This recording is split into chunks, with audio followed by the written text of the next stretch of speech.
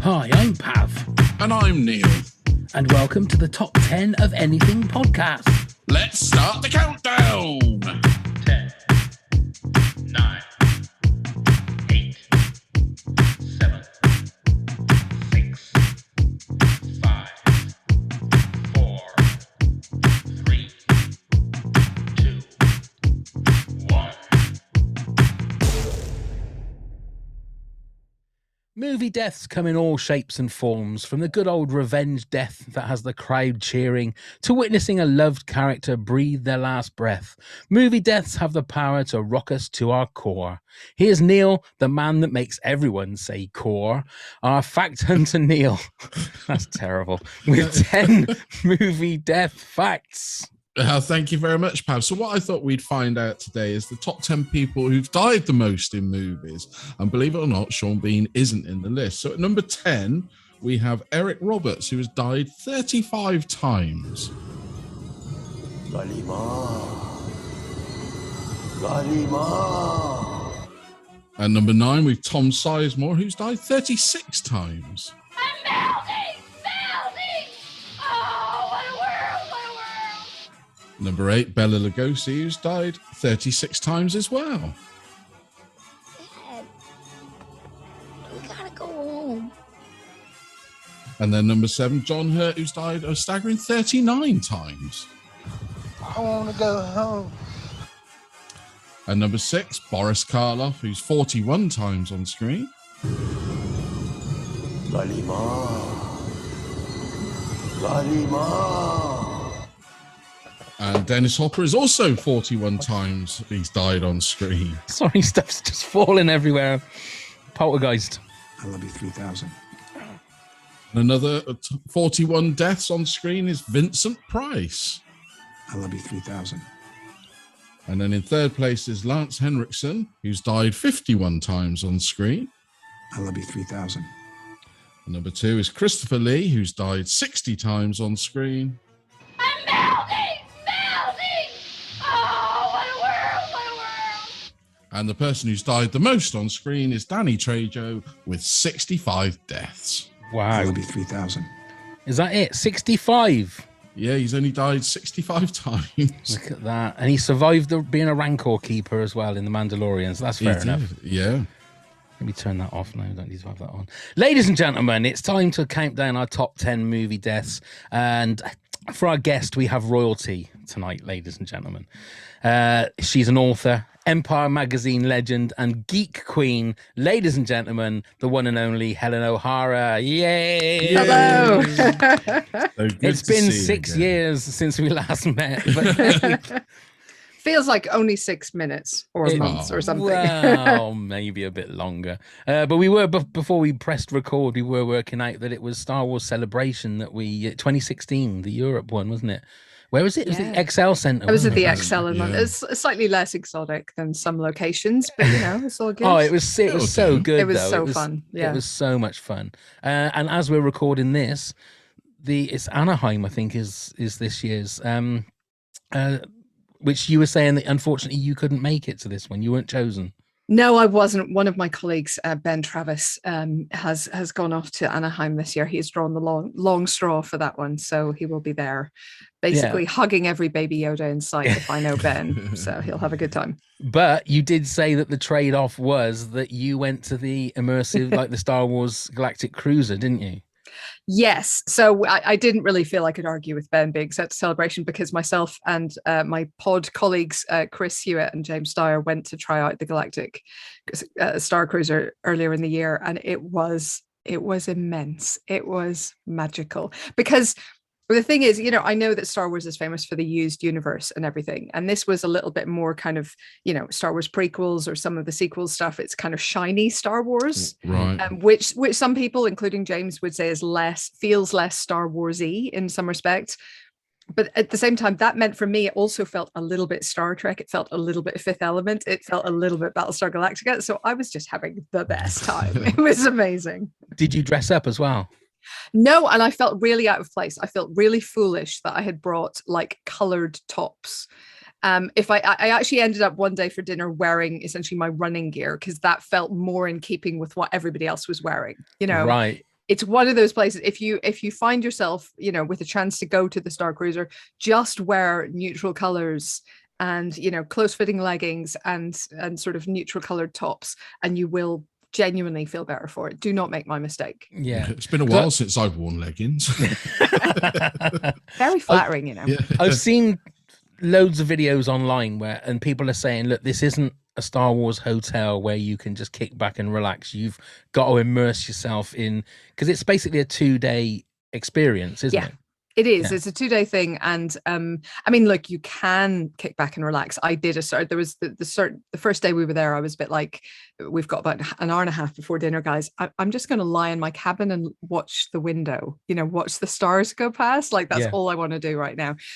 So you totally can do that, but equally, they give you a data pad, aka an old iPhone, and you use that to go on sort of missions for people around the ship and eventually on day 2 around the park as well.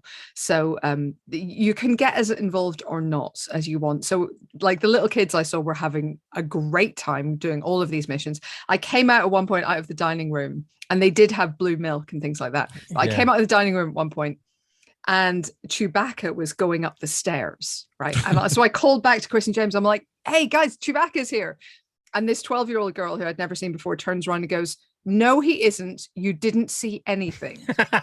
Really? And there was this whole gaggle of children who then backed her up. And I was like, oh, I'm sorry. Forgive me. I must have been mistaken. So they were getting very, very into it. Oh, I've been very lucky. I've said on this podcast many times, I've been to Galaxy's Edge, and it is an amazing experience. It's magical. Yeah. I'd not been before, so it was a huge, huge thrill. Yeah. So to do that, I mean, fair play to you. Fair play. This might be an impossible question, but I must ask it. What was the highlight of the immersive experience? Honestly, I mean, I was just giddy as the whole way through. I think it might be the first time the ship jumped into hyperspace, and the whole, basically, you could, there's a whole bridge with this enormous view screen, and that was pretty magical. It was a little bit pinch yourself at that point. Yeah. Oh, wow. Yeah. Like I say, I've seen a couple of videos. So did you do any video like for Empire, or was it for Empire, or was it just so you could write about it? No, that would have been sensible. No, we did podcasts while we were there. I took some pictures and stuff for like my Instagram, but it's not a very professional Instagram. It's mostly just, here's a picture of a flower I saw, Right. But no, we just went and drank blue milk and ate blue food and had a great time. Lovely. I'll find one of the videos that I've watched and I'll put it on the Patreon video playlist so that people can see. Have you ever seen any of the videos, Neil? I'm in the background of at least one. Oh, are you? Yeah, okay. Yeah, because we were there obviously as part of a sort of media trip. So yeah, I'll be watching it again now just to see if I can find. I'll get a screenshot with a big red circle going, there's Helen, there's me. I'm the one in the inappropriately bright colors. Oh, you'll be easy to find then.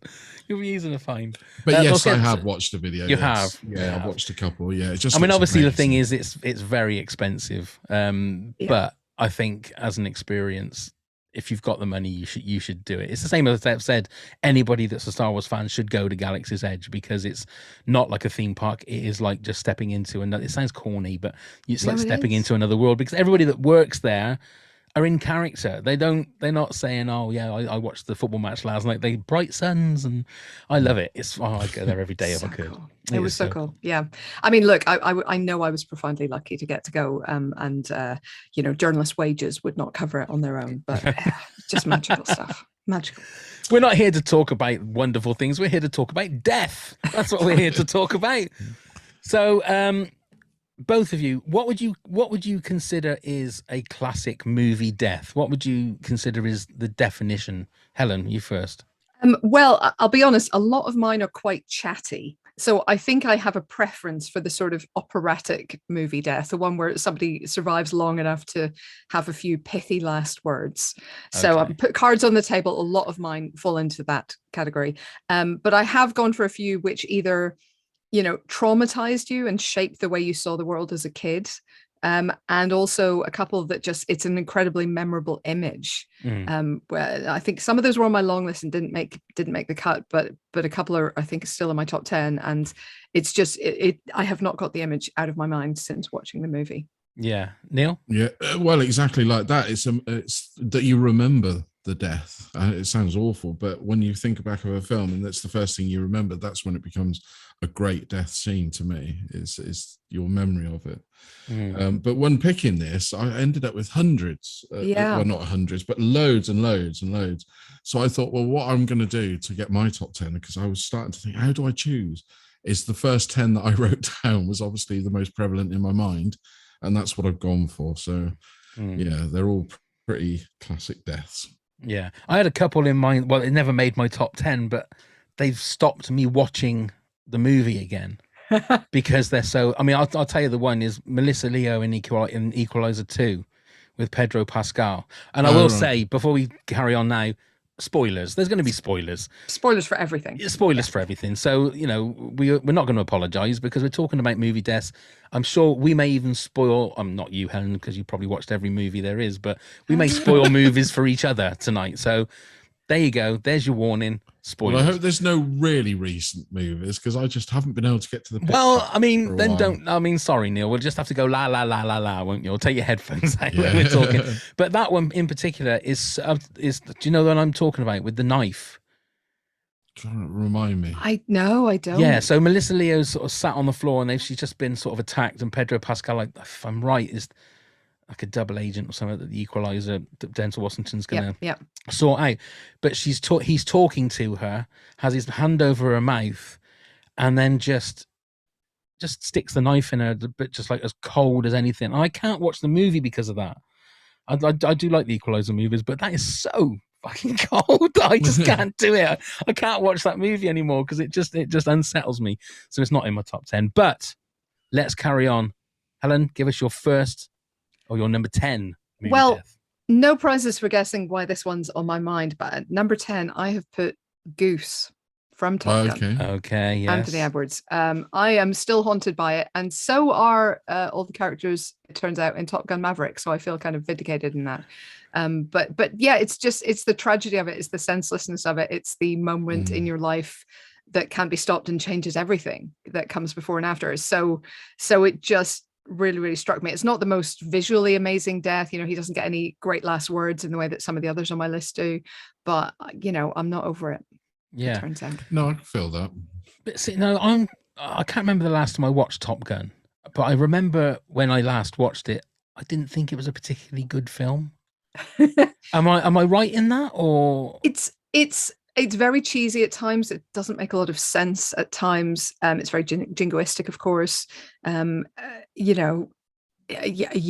at the same time, I just have a lot of affection for it. I think I saw it at a young enough age, and I've seen it enough times that I just kind of love the characters a lot. It's very 80s. It is very 80s, but I do think that the death scene is still well done. It's the so basically they're in a flat tailspin. They can't get out of it. Maverick's tried everything. He's thrown everything at the controls, but nothing is working. So they have to eject, and Goose basically hits the canopy as he ejects, and it breaks his neck. We're not entirely clear, but it looks like it breaks his neck. And so again, it's a senseless accident, and it's that shock of that when all you've been hearing about is how great these guys are and how expert they are, and then just still things can go horribly wrong. And it's a rare moment of realism in a film that is absolutely not about realism correctly. You're right. Breaks the goose's neck. Oh God, that's okay. So no spoilers for Top Gun Maverick because that's none. As we're recording it this weekend. But does that make Top Gun a better movie with how good Top Gun Maverick is? Because I've heard good reviews. Oh, it's so good. I've seen it twice already. Yes, I think it does. And I think, one of the reasons that it really works is because it does lean into Goose's death, simply because his son, who's now call sign Rooster, played by Miles Teller, is a character in the movie. And he has this very strange relationship with Maverick, where Maverick has clearly been something of a father figure to him over the years, but there's also a lot of bad blood and ill feeling there. And they're not quite sure how they feel about each other and how they relate to each other. And that's all mined for so much emotion in the movie. I just love it. I love big, dumb action movies that also lean into big dumb men trying to deal with their emotions, and I love it. No disrespect to men, # not all men, but just like big macho men dealing with emotions is one of my favorite things in cinema. You're going to hear some more about that. Okay, that's cool. Oh no, That's cool. Well, you're talking to two big dumb men, so Yeah. well, let's talk about emotions later, Neil, shall we? Go on then, Neil, you're number 10. So mine's Sean Bean, Boromir, and Fellowship of the Ring, which is I still think about that today. The amount of arrows that shot into poor old Sean. He never seems to survive, and that's why I said at the beginning of my facts, everybody would have thought he was in there, but obviously not. But yes, this one, it was upsetting nonetheless at the end of the movie, wasn't it?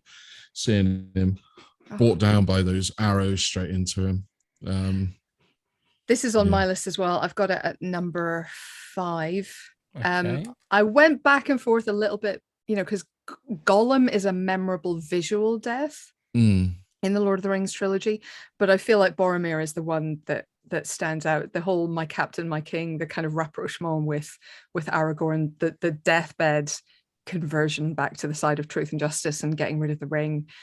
I mean, the emotion of it still destroys me, and I've seen that film God knows how many times. How many arrows was it that took him down in the end? It must have been a good 4. It's at least 5, right? Yeah, I was going to say it's at least 5. Yeah, and they're not small arrows either, are they? They're big arrows. I didn't even think about that one. As much as Sean Bean dies in nearly every film, I didn't even think of that one. Okay, my number 10 was something that definitely during my childhood, I can't remember when I saw this film for the first time, but it's Quint in Jaws. That's my number 4. Is that your number 4? This was my number 12. Oh, right. And I think it's just the fact because it's so visceral. And I can remember watching that film when I was, I don't know, 8 or 9. And it was always a fish movie. And you don't see the fish, and you see a bit of blood, and there's a leg dangling sort of through the water. But then that happens, and when he squirts the blood out of his mouth, it's just shocking. It's shocking for any age. Even now, when I watch it, I still just tense up a little bit. As a youngster, it really was. It was really visual, wasn't it? Really. The head that came out of the bottom. The jump. Was, one of the biggest jump scares in movie history. That head, without a doubt. I mean, that's another top 10 jump scares, isn't it? We're gonna have to have you back for that one, Helen. But I also read something that really made me laugh. Is if you watch Jaws in reverse, he's a really happy guy. He gives everybody their limbs back and spews people back out. We'll have to try that. But yeah, I think it's the fact that a lot of that movie is not what you see. It's all very played, sort of not off screen, but it's how tense it is, and you don't actually see what's going on. That bit is the bit that just socks you right between the eyes. And I don't think I've ever got over. I love the movie, but it's that bit I will tense up. We were talking to somebody a few weeks ago, and we talked about Jaws, and they said how dated it looked. Well, I watched it last week, and I thought it hadn't at all. They were talking about the shark, obviously. Do you remember? It's a podcast we did a couple of weeks ago, wasn't it? And I watched it, and I thought, no, it really doesn't detract at all. I don't think. I think they cut around it so well, and almost its sort of lack of expressiveness, lack of movement is almost scarier in a weird way. If you compare it to the CG sharks in Deep Blue Sea, a film I love. Yeah. Oh no, I might have to redo my list. What, Samuel L. Jackson? Samuel L. Jackson's death in that. Oh, that is a death. And that, I'm going to stick with what I have. But but yeah, I mean, the sharks in that are if anything less scary than Jaws, just simply because of its implacability. Yeah, just be thankful that George Lucas didn't direct Jaws and Steven Spielberg did, because we'd have had a director's cut and they'd have all been CG Jaws. Yeah. Go on then, Helen, your number 9, please. My number 9, I've got Captain Rhodes from Day of the Dead. Oh yeah, what a great choke on it. Choke on it. Yeah. Look, I'll be honest. I find zombies really, really, really terrifying. Like far more terrifying than I should, logically. What with them not existing. But what if they did? Or do they? Or do they? Or could they? And just again, it's the image of this death. It's not, it's not anything leading up to it. He's not my favorite character, obviously, but that moment, and even it's even powerful when it's been kind of played out in other films and riffed on in other films. Obviously, Shaun the Dead, things like that. It's still got power, but the original is. And I've probably watched that underage. When did it come out? 85, was it? back then, and I can always remember getting the video and just being shocked because I thought it looked so real. Not that I knew what guts looked like, but yeah, it was so real and grim. But what a death! So I grim. have to say, I've never watched Day of the Dead. Right, I've got a box So- set. I'm going to lend you it. There you I'm- go. Got it right there. Just to explain to me what happens in this death. Oh, I'll be honest. The details are scant because I've blocked them out for the Oh, most part. But okay. he is basically the hardest, baddest character in the movie. Right. He's not the warmest, nicest man. I No, think he's it's a fair bit to of an say. arse, He's isn't an he? arse, yeah. And finally gets basically dragged out by the zombies who start eating him while he's still alive, start ripping his guts out while he's still alive, Right. and he is shouting, "Choke on him, choke on him." And they literally Okay. pull him Hurt him. apart. Yeah, they pull him Okay. apart. Yeah, yeah. And, I mean, I you see will all see of it when his I put the guts. I mean, video it's playlist it is together, but it's horrifying. It's Okay. horrifying. It's a very visceral, gory, gross death. It really sticks with you. In the same category, I did have on my list for a long time. It ended up at number 11, Emil from RoboCop, Oh, Right. okay. which is the toxic waste death, Yes, which I yes. saw way too young. yeah. Same. And that haunted me. I had a Mm. lot of nightmares about that one. Yeah.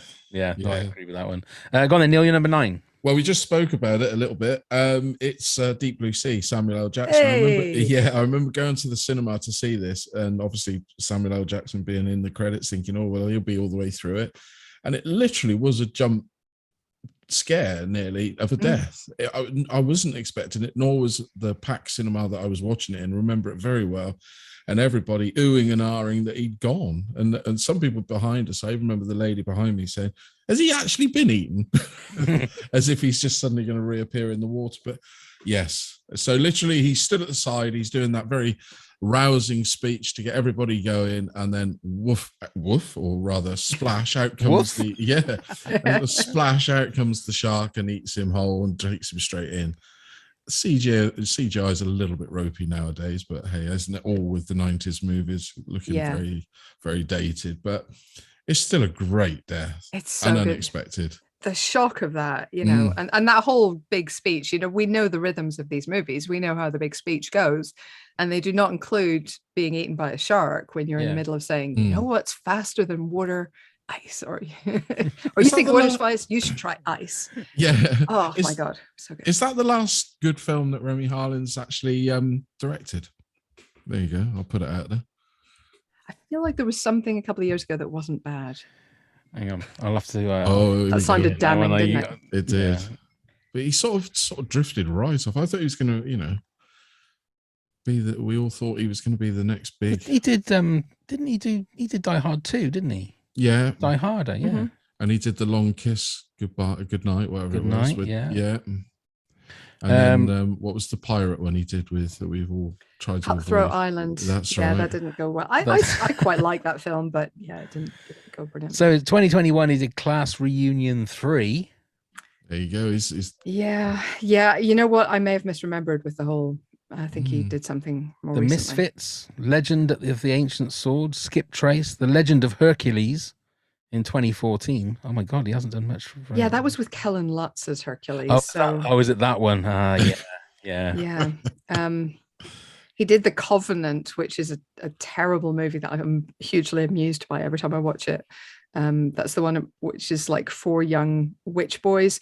Real good eye for casting in there. It was a very early role for Taylor Kitsch and Sebastian Stan Wow. and Chase Crawford. So he got all of them before they were famous, but like bad movie. Anyway. yeah. Anyway, we digress. Anyway, we do. Seems his career has died. That's another movie death. Yeah. Yeah. Okay. My number 9, very famous. Another movie I saw way too young. It's Kane. So John Hurt in Alien. And in any of yours? Do you know what? It isn't, and I don't know why, but because it's a great, great death, a really, really good death. Yeah, it's another one of those ones that just comes out of nowhere because you think the guy's okay. He's fine. tucking- He's tucking back into his food, with his mates. Yay! having a laugh. Oh, he's got a little bit of rice stuck in his throat. Oh no, bless him. Give him a glass of water, and then all of a sudden, this penis just jumps out of his chest everywhere, and blood everywhere, and the story that the crew didn't, or the cast didn't know that was going to happen, and I mean, it reminds me the same of the Quint in Jaws, is the fact that you didn't know it was going to happen. From that point, before that, it had all been building up to something, but you didn't quite know, apart from, I suppose, the pod smashing into his face. And then after that, it's just total bonkers. It's one of those movies that I think is perfectly paced, in the fact that you sort of think, God, this is slow, this movie. Nothing's really happening. And then all of a sudden, shit hits the fan, and you think, I want to watch, but I don't want to watch anymore. And Jaws is very much like Aliens. You only see what you need to see.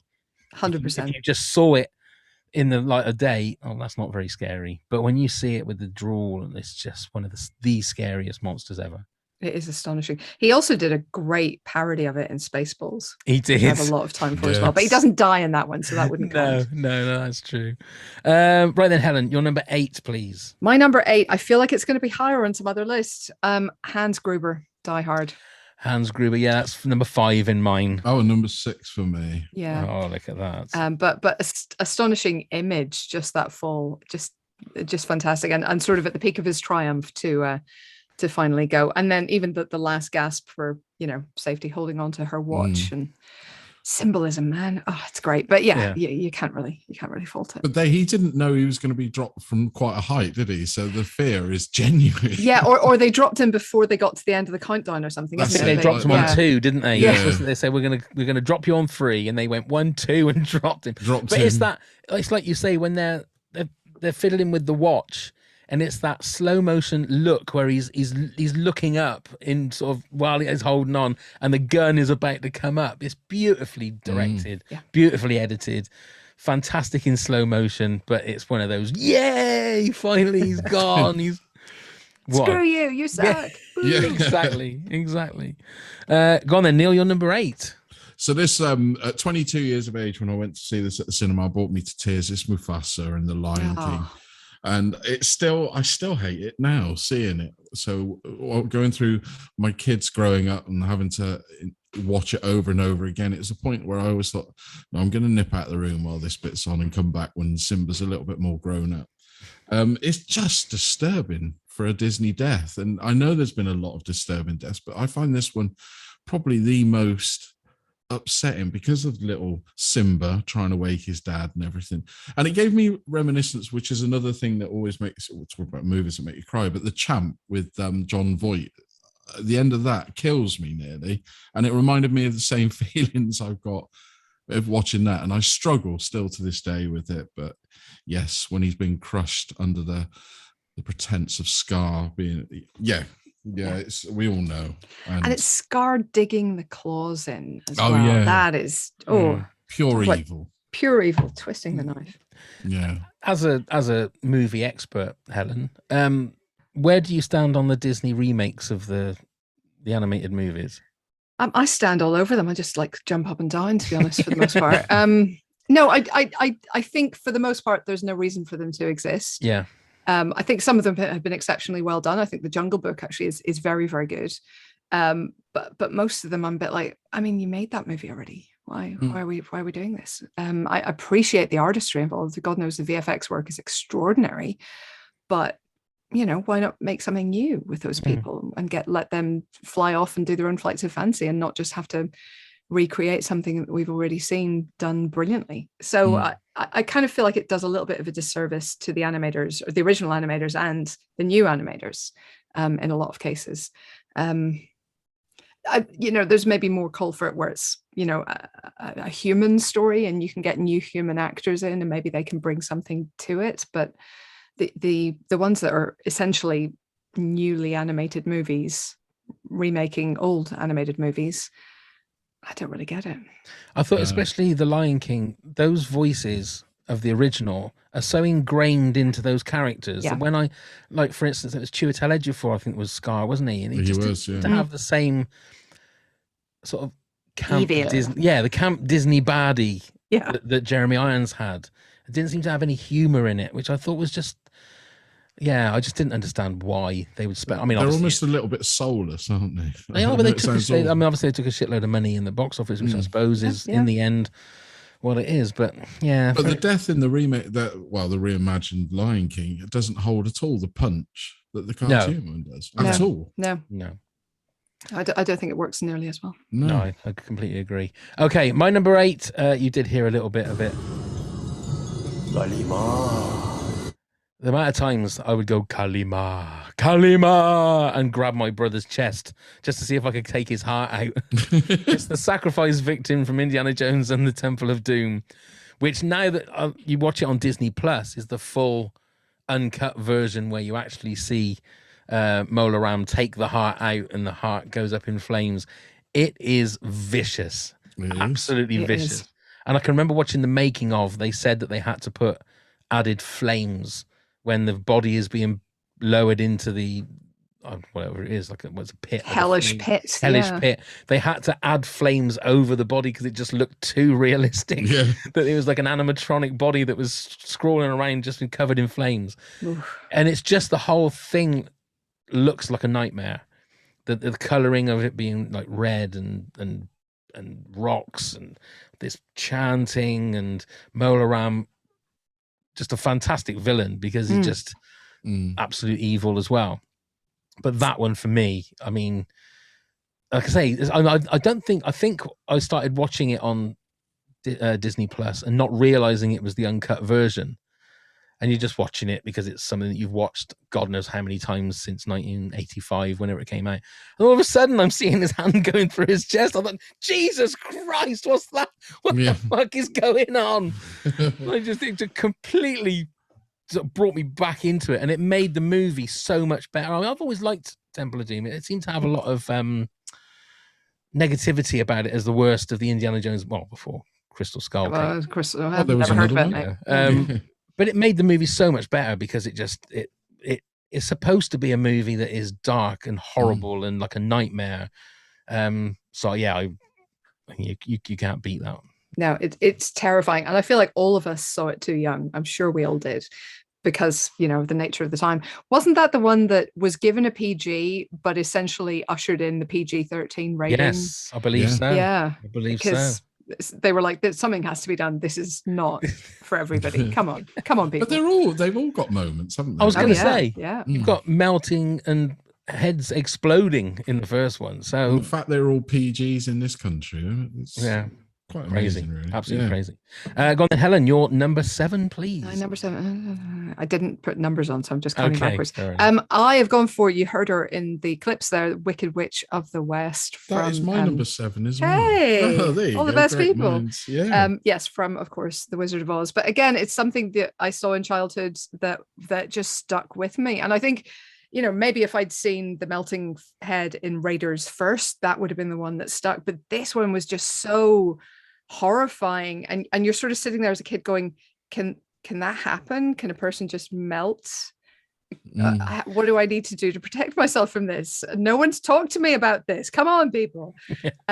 So I guess like Emil from RoboCop as well with the toxic waste, this has always been a little bit distressing to me, but that is a hell of a death. It is, and it's also become ingrained in culture, hasn't it? When people get wet, you always hear somebody going, "I'm melting," which always makes me laugh. But it's a fantastic death, and just desserts, isn't it? Yeah, it's when you think everything's going to be all right. Yeah. I mean, it was probably number 12 or 13 on my list, definitely, because we've spoken about it before when we did our movie villains episode, that she was one of the very first people that I was absolutely terrified of, because it was the movie you watched every Christmas. Yeah. And I can remember when I was 4, 5, 6 years old, and this green witch with these monkey-like things, I'm not quite sure what they were. I had nightmares about her all the time. And that fact, like you said, Helen, that fact that just water made her die and just disappear. And I thought, oh, man, it's just terrifying. Absolutely terrifying. I mean, it doesn't stand up to any scrutiny whatsoever, to the point where the Wicked, if you've seen the musical or read the book, story that she basically fakes her own death and has been a good guy all along kind of thing, almost makes more sense. But as seeing that as a kid and given Margaret Hamilton's performance, oh my God, it's incredible. I will say, actually, I had started putting a list together and then realized how male dominated it was, and actually made a little bit of an effort to think about, okay, who are the women though? Because I feel like well, female characters have been underserved in movie history. They are a minority of characters, a minority of speaking roles, about 30% in Hollywood history, and they don't tend to get the iconic deaths to the same degree. But she definitely deserves a place on the list. Yeah, absolutely. Yeah, absolutely. It's yeah. Okay, so my number 7, and I've just realised a lot of these are all films that I watched way too early when I was like way too young. Yeah. And this was something that I ended up watching this scene when it came out on maybe video or definitely DVD that I rewatched over and over again just to see how they did it. And it's Sonny Corleone in The Godfather. Oh, Christ. When he just gets riddled with bullets. And James Caan is there. I think it's like a toll booth or something, isn't it? And then all of a sudden the people behind the toll booth just disappear, and he's looking, wondering what's going on. And then it's just volley after volley of shots that just hit him everywhere, and the squibs are going off on his body, and he's just obliterated. And like I said, the first couple of times I watched it was just horrific to watch. And then when I got older, and then you start like just dissecting, how did they do that? You're looking. I mean, it must have hurt, because I'm assuming that even squibs going off must hurt a little bit, because it's a little explosion. Probably back in 1971 or whenever they were filming. Whenever it was, yeah. Yeah, it probably did, to be fair. And again, The Godfather, all the Godfathers are famous for particular deaths and grisly goings on, but that one for me is the one that always sticks in my mind. What a way to go. What a way to go. I think that's definitely the one. Oh. What a great movie, though. I've been speaking to I let my I've got a 20-year-old lad, and I never, Neil, you look far too young. I know, and he'd never seen The Godfather, so I lent him the box set, and he turned around to me and he went, "I find it really boring." Well, I would imagine that kids these days would. I just like, what? We all sound like old farts. Bloody kids. It is differently paced. I mean, look, I'll be honest, I appreciate it more than I love it. I admire it enormously, but I don't like, hey, it's Friday night, let's put on The Godfather. I'm not one of those people, and I know a lot of people who are, but that's not me. But at the same time, there's no denying it's great, is there? Yeah, absolutely. Come on. I mean, I travelled all the way down to to London to watch it on the big screen, just purposely so I could see it. I think it's an amazing movie. Absolutely. Okay, so that was our 7s. So Helen, your number 6, please. My number 6 is, hang on, 1, 2, 3, 4. I've gone for Roy Batty from Blade Runner. Now we're getting into the talkers while they die. Okay. But the whole speech about, I've seen things you wouldn't believe. Yeah. Sea beams, blah, and just look, it's amazing. It's incredible. It's a great performance from Rutger Hauer. There's a lot of controversy over who actually wrote the speech. But whoever wrote it, they did a hell of a job. It's an incredible send-off for that character. And it just flips the whole movie almost on its head. And you start thinking, well, he isn't the bad guy. I mean, yes, he killed a bunch of people, and okay, that's not ideal, but so is our putative hero. And now I feel like, Deckard is a bit of a dick, really. So Dickard. So yeah, I think it's extraordinary. I think it's amazing. Yeah. And beautifully shot again. Beautifully shot. Yeah. Ridley Scott, he knows what he's doing. Yeah. He's not bad, is he? Ridley Scott? Not bad. He's quite good at the lighting thing. Isn't he? It's all right. We are here with the controversial takes today. The Godfather, quite good. Also, God. Ridley Scott. This podcast is going to go viral because of our outlandish views. Oh dear. Yeah, I think it's. It's probably a stupid question, but what version of Blade Runner is your favorite? I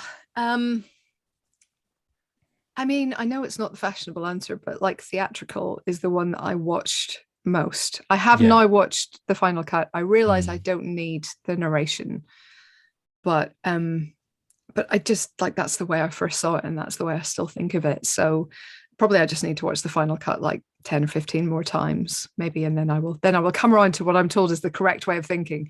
But yeah, it's probably theatrical for me first and foremost. Neil? Final cut. Yeah. now. Yeah. But it was nice when they released that box set with everything and then Yes, the big yes. making of, and you got to see every version that they released. It was interesting to revisit the narration because that was the only version we saw for years, wasn't That's it? right. Yeah. And and it was quite nice to see it again with the narration through. I know it's not great, but Yeah. it was warming to see it again. Exactly. And the big question, it was 2019. Where are those flying cars? That's what I know, wanna seriously. Come on, guys. For Come on. goodness sake. Haven't you got one? Not yet. Well, have you got one, Neil? Have you? Yeah, That's because you and Elon Musk, you're like that, and yeah, we are. Hey. Yeah, It's we maybe both- not a good thing to We shout both out. I don't know. got Lynx brands named after us. Really? NRG Okay. and Musk. Oh, right. Okay. Okay. So, Neil, number 6 was Hans Gruber. It certainly was. My number 6 was one that had me crying 13 times when I went to see it at the cinema, and it's Han Solo in The Force Awakens. Oh, yeah. It made me watch A New Hope in a different way because it made me sort of like not want to watch A New Hope because I'm watching this young, virile, cocky Han Solo who's not got a care in the world, that just wants to go off and just have adventures. And I'm thinking, mate, in like 30 odd years time, your son is going to kill you. He's just going to put a lightsaber right through you and not even give a shit. He's not going to care. Oh, it just made me I couldn't watch New Hope for a long, long time after watching Force Awakens. But I think that's one of the most beautiful scenes in Star Wars, especially when Han Solo touches Kylo Ren or, Ben Kenobi. Ben Solo's face. I think it's just a beautiful moment. You know what? That is a very, very good shout. I think so. Just a personal anecdote for a second. I was given the job of reviewing that film, and I don't know if anybody out there knows this, but Empire has a history of sometimes getting Star Wars wrong. Attack of the Clones 5 stars. So it was. I wasn't going to mention it. It was a very nerve-wracking job because they would only let one person see it that morning. right. Everybody else is going in the evening. They would only let one person see it, but we had to go see it in the morning to meet the press deadline to get the review written. So I had to go on my own, but there was going to be no talking about it with colleagues, no sort of, post-game analysis kind of thing. And I was like, I have to get this right, and I was really terrified. I was like, if I give this 5 stars, first of all, no one's going to believe me. Like, no one is going to trust me. But if, but I have to do what I think is right, of course. So when that moment happened in that film, I was like, oh, this might be a 5-star film. Oh God, I got genuinely stressed out because I thought it was such an incredible scene. The way it played out, the way they're talking about different things, the way that even if Han guesses what Ben is talking about, he would still act the way he does because he can't act any other way because he's his father and he's his son. I mean, I think it's a brilliant piece of writing. It's a great piece of performance, and it's a hell of a body blow to 40 years worth of Star Wars fans. Exactly. And I love the metaphor of like the sun and the light slowly go, and then the moment that the light actually disappears, it's almost like the light, that's what Kylo Ren's light is gone out. No redemption, although there was redemption. Let's not even talk about the Horizon. But yeah, it had to be in my top 10. That one for definite. R.I.P. Han. Anyway, on to our number 5. So your number 5, Helen, was Boromir from Lord of the Rings. So Neil, your number 5, please. I will say Marvin from Pulp Fiction. All right, okay. Yeah, which to me was, I still think of it today, it's a brutal death, yet very comedic. Yes. An accidental blowing of the brains in the back of the car. It's really quite funny. It's a typical Tarantino sort of blink and you'll miss it and it's happened. But yeah. And then the whole palaver afterwards of having to clean the car at Tarantino's place is quite hilarious. And what is the wolf doing dressed like that at 8 o'clock in the morning or whenever it is? That's what I wanted to know. No judgment, if that's the way he parties until next morning. Or was he filming Direct Line adverts? Who knows? Who knows? But yeah, it's a great death, isn't it? It really is. The way he just leans across the chair, poof, and it's gone. Always keep your safety on, people, or just don't handle guns. That's probably the wiser words. Don't handle guns on a bumpy road. You just shouldn't do it. Yeah, you just shouldn't do it. Yeah, it's But like I said, it's typical Tarantino, isn't it? It's the sort of thing he loves to throw in wherever. I mean, even in that movie, the way John Travolta gets disposed of was that really happened when I first watched it at the cinema? Was he killed? It was a very, very, yeah. But the Marvin one I know it's wrong, but it did make me laugh. Okay. Well, that's the thing, is that some movie deaths are there to make you laugh, aren't they? That's the beauty.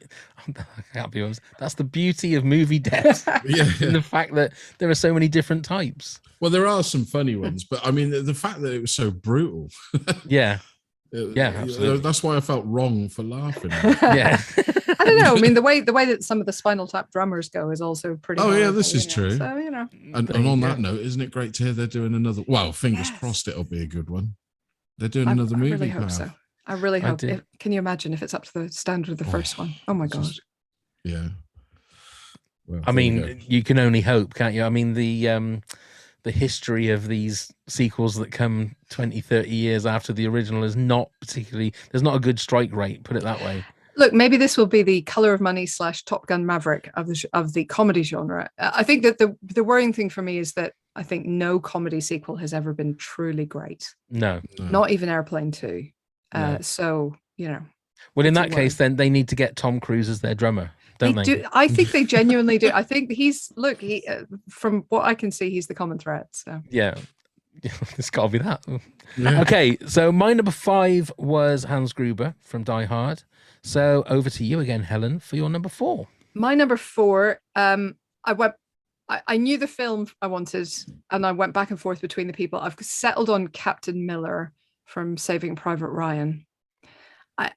The medic, Wade, Giovanni Ribisi's character, gave me real pause, because I think that's an incredible death scene where he's basically trying to, tell all his friends how to treat his wounds. Mm-hmm. And then he realizes he's a goner and has to essentially tell them. It's an amazing scene. But Captain Miller sums up the entire film in 2 words: earn this. Yeah. Which is just the biggest, it's a bigger gut punch than the one he's freaking dying of. Like, it is an unbelievable moral and burden and just moment, I think, in cinema. It's astonishing that death scene.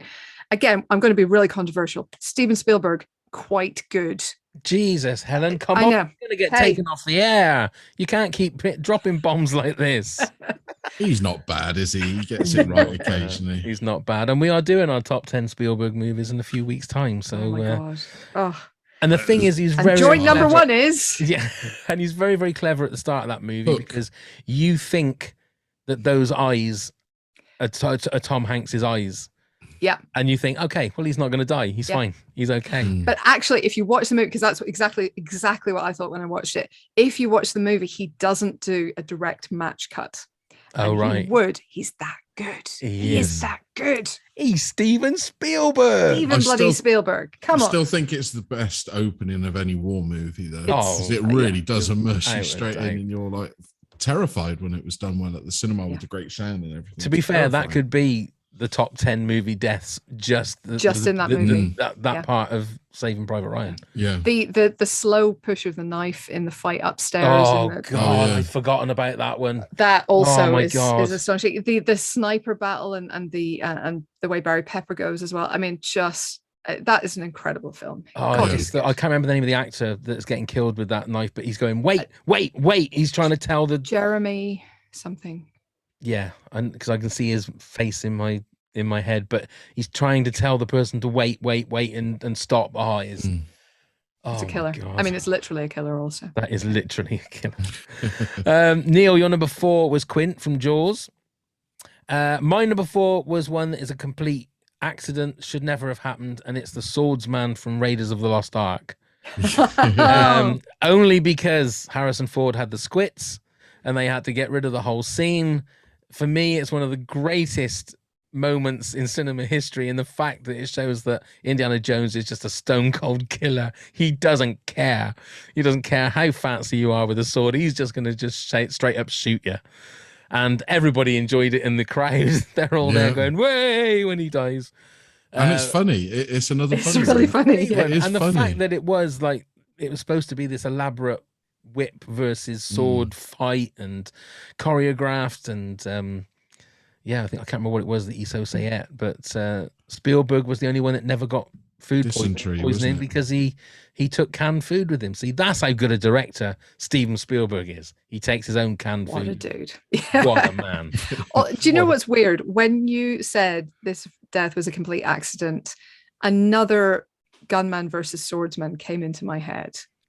And it's not something I've got on my list, and it's not something that was on my long list, but the death of the invisible swordsman in The Three Amigos. Oh, yeah. Yes. For some reason came into my head. Yeah. Haven't thought about it in probably 15 years, but there you go. Oh, there you go. Swordsman. Well, I'm Yeah. pleased I unlocked that memory for you, Helen. Yeah. There you go. Now I'm going to have to go and watch Three Amigos. I Oh know. no, what a shame. Oh, what a shame. God, I haven't seen that film for a while. I know, yeah. I must... Good night, Ned. My little buttercup. Okay, Helen, then your number 3, please. My number 3 is one that probably isn't on anyone else's list, but it is possibly my favorite film of all time. And it is Cyrano de Bergerac, the 1990 version, the Gerard Depardieu one. I know he's not the nicest man in the world. However, he was perfectly cast as Cyrano. And so Cyrano is a poet. He was a real person, by the way. He was really one of the first science fiction writers. He wrote in the 1600s. He gets a blow to the head on his way to his weekly visit to his long lost love Roxanne, but he goes anyway, and he's giving her all the usual news and nonsense and chatting away to her, but dying all the time, and basically ends up staggering around the convent gardens and dying in her arms. And it is very operatic, ridiculously melodramatic, and it destroys me every single time I watch it. So yeah, Cyrano. It's been a long time since I've watched that movie, that version. It is wonderful. It has a great score, which I think doesn't get enough love. I think it's beautifully directed. I've seen it a bunch of times. Obviously, I think the Steve Martin Roxanne version is actually very good. I think the recent Joe Wright, Peter Dinklage version is okay. I hated the stage version with James McAvoy, even though James McAvoy delivering those lines works. But they changed a couple of they modernized the language, which is great and fine, but they lost my very favorite line in the film or in the story, and I couldn't quite forgive them for it. So I sat there the whole second half going, nope. Yeah. What's the favorite line? Basically, there's a bit where Cyrano has fought a duel the night before, and then he goes to meet Roxanne in the morning, and that's when she tells him she's in love with this guy Christian. She wants him to protect Christian for her and deliver her love message basically to him. And then she's kind of rushing out the door in a big flurry of just nonsense and going, oh my God, and I heard you totally fought a duel. And, oh my God, that's amazing. You must tell me all about it last time. You're so brave. And she rushes out the door, and he goes, I've been braver since. And it's like, oh, my heart is breaking. Oh, I can't take it. Right. They didn't know. Maybe I missed a bit in the stage show, but they didn't have that line. And I was like, no. That line was definitely in the Steve Martin version. I remember that bit. Yeah. Although I can't remember him staggering around and dying in that one. He doesn't stagger. There is a happy ending of the Steve Martin version, which, even though I love the play and I, can be a purist at times, I'm totally okay with a happy ending. Right. Like I will allow Cyrano to live happily ever after because I just love him so much. Oh, bless. Right then, Neil, you're number 3. So it's another funny death, and it's Captain Clarence Over from Airplane, Peter Graves, where literally Leslie Nielsen is explaining what's happening with this when he's eating the fish, and you're watching him die. And it is hilarious and great. Does he actually die though? Well, I think he does, doesn't he? I don't know. Carrying him through the plane. But they talk about if we don't get these passengers to safety, they'll start dying. So maybe he doesn't die. But you're right. I mean, he does act quite dead. Yeah, it is quite, and it is coming out of both ends as well. So it is, yeah. We'll give you that one, Neil. We'll give you that one. It just makes me laugh, and I think of it as a death scene. The way they build it up, isn't it? It really is. Again, I'll give you that one just so that we can put that clip in the video playlist, just so that I can watch it when we're doing it. That's a good one. Okay, my number 3. For me, again, it's equal to Saving Private Ryan in regards to the most devastating first 15-20 minutes of a movie, and it's Ellie from Up. Oh God. It's I think I mean I don't know how many times I've seen this movie. I really don't, but I'm in pieces and I know what's happening. I know what's going to happen. But I am in pieces every time. It is so beautiful. It's Pixar doing what they do best. Yeah. That first 15, I mean, I'd say I love the whole movie, but that first 15 minutes where it is this couple's journey through their life from meeting as kids to when Ellie dies is just beautiful, but absolutely heartbreaking. Devastating. I think it's one of those sort of moments that just makes you hug your family a little bit harder, you know, and just look forward to every moment that you got. And then after 10 minutes after watching the film, you completely forget about it. Back to normal. Telling your kids off and you're pissed off. You got to go to work and stuff like that. But it's a cinematic moment that is amazing, but like you say, devastating. It is. Oh, okay. Yeah. There. Nothing to add. Yeah. Helen, your number 2 then, please. My number 2 is unusual for kind of happening off screen, and that is Bambi's mum. Oh my goodness. Yeah. Because I feel like all the other Disney deaths, including especially in some ways Mufasa, are modeled after Bambi's mother. There is a litter of dead parents throughout Disney movies, because I think the feeling is for kids' stories, and this goes back to all the fairy tales, you know, if your parents are alive and there's some kind of protection for you, and there's some sense that you can't go on that much of an adventure because you'll be okay because mum and dad are there. But Bambi's mum, once she dies, it's kind of all bets are off, and it's literally open season on Bambi, and it is just devastating. And the fact that he doesn't understand what's happened and he doesn't get it at first, again, it's one of those moments that just completely destroys you. So yeah, Bambi's mother. Yeah, I remember one of the earliest memories going to see this in the 70s with my brother, who's 2 years older than me, with my mum and dad. And the whole journey back was about a 15-mile drive back then, was our nearest cinema. My brother cried the whole way. And I love telling him this to this day. He sobbed. I mean, I was 2 years younger. I was upset, but yeah, he sobbed and sobbed. I always remember he kept saying to my mum, "Why?" I think there's an age where they don't get it. So my sister-in-law actually watched The Lion King with my nephew the other day, and she sort of said, do you know what happens to Mufasa? And he goes, "Oh, he died." And she goes, "Yeah, that's sad, isn't it?" And he goes, "No." So he's just, but like he's too little. He doesn't really know what it means. He doesn't understand it. Thank goodness. So yeah. It's like the shot rings out. That's the thing, isn't it? It's that shot. It's like JFK assassination. The shot rings out, and it's like tells the story. Everything changes. Yeah. Killer. Take that.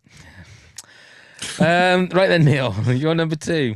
Well, this movie has been mentioned already. It's Raiders of the Lost Ark, but I am going to go for Ronald Lacey and his melting face, because it literally was not what you were expecting in this boy's own adventure, that all the family was allowed to go and sit together, and you saw basically it looks like lasagna, doesn't it, when it's rolling down, and you're like, what? No. But it is a graphic but great death, and a good comeuppance to such a nasty piece of work. But great performance by Ronald Lacey. Absolutely great. I think all 3 of them. Dietrich was the other Nazi, wasn't it? Whose face sort of crumples in on itself. That's it. And then obviously Paul Freeman. Yeah, that was another one where they apparently added extra flames. The flame animator for the Raiders movies must have been like a pig in shit. He was like, "Oh my god, I'm so busy, I can't keep doing these flames." You think about, they're all really gruesome deaths. They're really things gruesome. the things that you sort of Game of Thrones-esque sort of deaths in a PG movie, aren't they? Yeah, really look at Alfred Molina at the start with the spikes going through him. That's another one. I mean, how that was a PG, God only knows. It is genuinely a mystifying system how they get some things past the censors. It makes absolutely no sense whatsoever. Okay, my number 2 is one of the most pantomime of deaths, which I'm pretty sure had loads more added into it that got cut out. It's the Sheriff of Nottingham from Robin Hood, Prince of Thieves. Alan Rickman again. Yeah, I know, Alan Rickman again. But I've watched this movie so many times, and the last couple of episodes saying this is mine and my wife's film. We watched it so many times at the cinema, and so many times on video and DVD and Blu-ray and whatever. Always, because there was always a thing about the fact that Kevin Costner had a lot of clout in that movie, and didn't like the fact that Alan Rickman was getting a lot of like laughs and a lot of the good lines and stuff. But I always feel when you look at that, it seems to me there's bits that have been edited out of that death scene, because the bit when Robin Hood actually stabs him with that knife, I believe that's the knife that Sheriff of Nottingham gave to Marion as a gift, and he sort of pulls it out of himself and holds it in his hand as if, that's the gift I gave Marion. I'm imagining that he says that, and they've just cut that bit out. And then when he's dragging himself to get air to the window, I just get that feeling that he lifts his head, looks at the camera, and goes, and then dies, and then they cut that bit out as well. But it's a fantastic. I mean, it's the fact that it goes on for. It's like Bill Murray in Zombieland with just the eternal breath. It just carries on. And he's sweating, and there's blood everywhere, and there's sweat, and it's a fantastic death. It really is. Very close to being my number one. He's such a good character in that movie. He just makes the whole thing. I think surely Costner realized that it only works for him to be stoic and heroic if he has someone that outrageous against him. Like it lifts the whole movie. Exactly. When was the last time you watched it, Pav? About 3 months ago, I think it was. Yes, it wasn't that long ago. I mean, held up still well. No, not really. There's some great actions. There's some great action scenes in it. There is. I mean, Kevin Costner's accent was always a thing to, 1 minute he's trying to talk English, next minute he's definitely not. Some of the background actors are very British background actors, where they've done the ADR over the top, but it just sounds like a Carry-On film.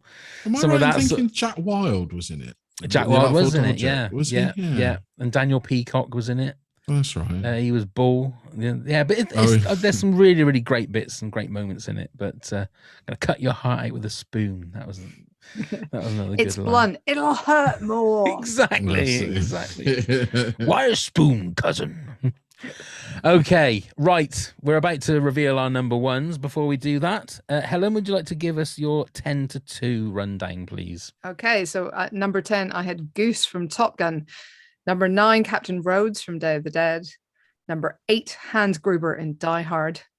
Number 7, The Wicked Witch of the West from The Wizard of Oz. What am I up to? 6? That's it, 6, yeah. Roy Batty from Blade Runner. Number 5, Boromir in Lord of the Rings, The Fellowship of the Ring. Number 4, Captain Miller from Saving Private Ryan. Number 3, Cyrano de Bergerac in Cyrano de Bergerac. Number 2, Bambi's mother in Bambi. Lovely. Neil, your 10-2, please. So at number 10, I have Boromir from Fellowship of the Ring. Number 9, Samuel L. Jackson's death in Deep Blue Sea. Number 8, Mufasa's death in The Lion King. Number 7, The Wicked Witch of the West, The Wizard of Oz. Number 6, Hans Gruber, Die Hard. Number 5, Marvin from Pulp Fiction. Number 4, Quint and Jaws. And then number 3, Captain Clarence Over from Airplane. And number 2, Mr. Melting Face from Raiders of the Lost Ark, Ronald Lacey's death. Lovely. And mine is number 10, Quint from Jaws. Number 9, Kane from Alien. 8, The Sacrifice Victim. Sorry, I don't know your name. From Indiana Jones and the Temple of Doom. Number 7, Sonny Corleone from The Godfather. 6, Han Solo from The Force Awakens. 5, Hans Gruber from Die Hard. 4, The Swordsman from Raiders of the Lost Ark. Sorry, I don't know your name. Number 3, Ellie from Up. And number 2, Sheriff of Nottingham, Robin Hood, Prince of Thieves. So, Helen, what is your number one movie death? My number one is a film that still makes me cry every single time I watch it, and despite certain surrounding circumstances that would seem to make it less sad. Spock, Star Trek II, The Wrath of Khan. I think it's flawless. I think the way it's written is devastating. I think the fact that you can feel 20 years of friendship between these characters just destroys me every single time. I think it's the faltering in James Kirk's voice that you hear, the fact that he tries to rush into certain death. the way Spot kind of gathers himself to check that the ship is okay. To check that the ship is okay. Come on, man. It's amazing. It's devastating. I've never gotten over it. And I don't care that he came back to life. I'm still not over it. Yeah. So did that make, when they did the reboot and the remake, make that all the more painful? Look, Star Trek 2009, I love. I thought it was excellent filmmaking. Star Trek Into Darkness, though, can go jump off a cliff exactly because they tried to riff on this and they absolutely hadn't earned it. And I say that with respect and love for that cast, who I think are great, but they had not earned that beat, and they tried to do that beat and it didn't. I find it offensive. Yeah. I think it was also the fact they were trying to go, no, he's not Khan. Benedict Cumberbatch is not Khan, and everyone's going, yay. Don't insult our intelligence. Exactly. Come on. We all know he is. So why are you saying he's not? Yeah, but he's not. He might be, but he's not. Yeah, he is. Oh yeah, he is. Yeah. Yeah, that's a good one. It is. I mean, I'm not as heavily invested in Star Trek as. Well, I guess that from your background, which is extremely Star Wars heavy for those listening. Slightly, only just slightly. A little. I mean, it's been a while since I've seen the Star Trek movies. Actually, how does the first one hold up? Because I always thought that was a bit weird. No. I don't acknowledge the first one. Right. It's like this alleged fourth Indiana Jones film. Don't acknowledge it. Doesn't exist. Yeah, I went to the cinema and watched that first Star Trek movie. Oh. It was boring, and it was so long that they stopped the movie halfway through so that you could go and have a wee and go and get some food or whatever. And it was weird because they didn't tell you they were going to stop the movie. All of a sudden, I think it was the bald lady. She's talking. All of a sudden she goes, oh no. And I thought, oh my God, all of a sudden the lady turned up with the little tray with like chalk ices and cartons of drink. I thought, this is really weird. Yeah, it seemed to take like 45 minutes for Kirk to get onto the Enterprise, didn't it? From what I can remember. Look, just no. Okay, no. A hard pass on the motion picture. Yeah, I won't bother. We'll move on. A hard pass. Yeah. 2, 3, 4, 6. Right. 2, 3, 4, 6. 2, 3, 4, 6. The original cast, 2, 3, 4, 6. Don't even mess around with the others. Okay. Go on then, Neil. Well, you've already had it in your top 10, Pav. It's Kane, the alien chestburster scene. And it just is one of those scenes that stay with you. It's a scene that when I first watched it too young, scared me to death.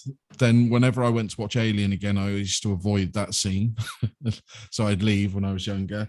It's a terrifying scene is what it is. Because like you said, everything's a day-to-day and back to normality. And then you think he's choking on his Cocoa Pops or whatever and literally flops over and out comes this thing, or as you gallantly put it, a dick comes flying out. I never said a dick. I said a penis. I was a bit more surgical about it than just saying a dick. I mean, come on. It was shocking, and it shocked me then, and it's still an uncomfortable scene when you watch it now. I mean, without a doubt. It really is, and it's a great death, isn't it? It's John Hurt. It's wonderful. Oh, I miss John Hurt. He's such a great actor. It's also the fact that once the alien is little scarpered off, like John Hurt's hands are still sort of like flapping, bits of blood still like squeaking out. That's the. And Veronica Cartwright is just literally terrified, isn't she? When you see her in it, she looks terrified. Yeah. And, I mean, rightly. I feel like some PTSD in the rest of the cast there would be, Yeah. It really and would. Again, Ridley Scott, he's pretty good. He knows where to point a camera, doesn't he? He seems to know where to point a camera. He really does. He really does. Okay, my number one. God, I think this is probably the movie that I've talked about more than anything in all the podcasts we've done, and it was the culmination of 10 years, and it was this guy's arc to the point of him being an arrogant prick to dying on the battlefield, saving everybody, Tony Stark in Avengers Endgame. And I've spoken about it many times, about the tears that I cried in the cinema watching what I think, apart from Star Wars, is the greatest scene in movie history. Avengers assemble and everybody starts. Oh, it's just flawless. It's beautiful, absolutely beautiful, and almost flawless. Oh, okay. Almost flawless. No, my tiny with that whole, but like in 40 minutes, it's a hugely long scene. My tiny flaws are There should be a tiny moment with Stephen Bucky. I just want a look or a nod or something. I just want just give me something here.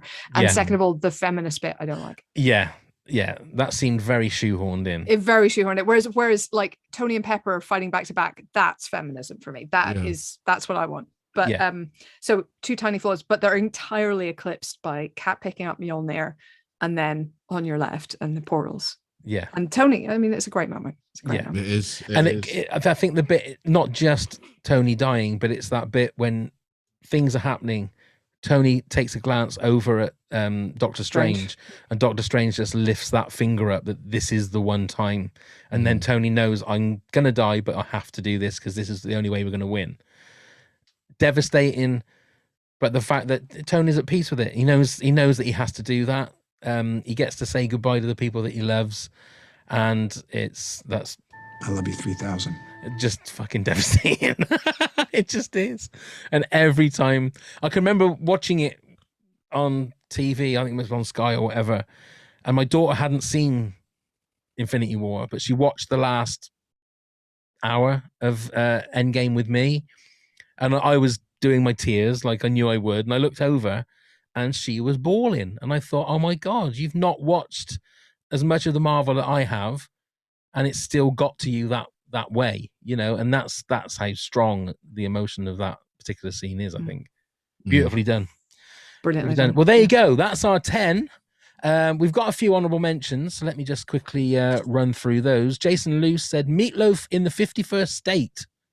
Oh, I've forgotten that as well, I'm afraid. That's not the Adam Sandler one, is it? That's no, it's the 51st State. Samuel L. Jackson, Robbie Carlyle one. Best line as well. You fuck me, I'm truly ass invaded, is what he said. Stu Grant said, in no particular order, and trying to avoid all the usual suspects like Darth Vader, Roy Batty, and Hans Gruber. The Crazy 88s in Kill Bill Part 2. Joker in Batman 89. Evil Ash in the Army of Darkness. X-Force in Deadpool 2. Marion Crane in Psycho. Tyler Durden in Fight Club. Donnie in The Big Lebowski. Rorschach in Watchmen. Ellie Fredrickson in Up. John Coffey in The Green Mile. Brooks Hatland in The Shawshank Redemption, and Rosie in Jojo Rabbit. Oh, wow. Those are some good calls. Jen Berg's got this one, which I think I should have put in my top 10, is Malone in The Untouchables. Yeah. What are you prepared to do? Yeah. When he's Kevin Costner thinks that he's trying to get his chain, and he's not. He's trying to get the bookmaker, I think it was, his train and stuff. Yeah, that's great. Yeah. Andy McEwen 1 says Bennett's got to be in there, right? So I think that's let off some steam. Let off some steam, Bennett. Kendra Gross Tapia says My Girl. Where are his glasses? That's the bee sting one, isn't it? It's the bee sting, yeah. And also Up, Big Hero 6, and really any Disney movie with a death in the first 15 minutes. Yeah, we've talked about that. Yeah. And Darren Brown says Robin Hood, Prince of Thieves, Sheriff of Nottingham, RoboCop, Dick Jones with his extra long arms, and Con Air, Cyrus the Virus. Cyrus the Virus. I mean, that is a great case of overkill. Yeah. But I feel like I've tried to draw a distinction between movie deaths and movie killings. Like Bennett to me is a great killing scene, But whereas these are more the people who have been killed. Does that make sense? No, that does make sense. No, absolutely makes sense. So that's it. We've done it. We've done it. So Neil, do you want to just go through and let everybody know how they can get in touch with us before we say of course I can. So you can find us on all the social medias at Top 10 Pods. Do give us a click, give us a like, give us a follow. It'd be wonderful to see you.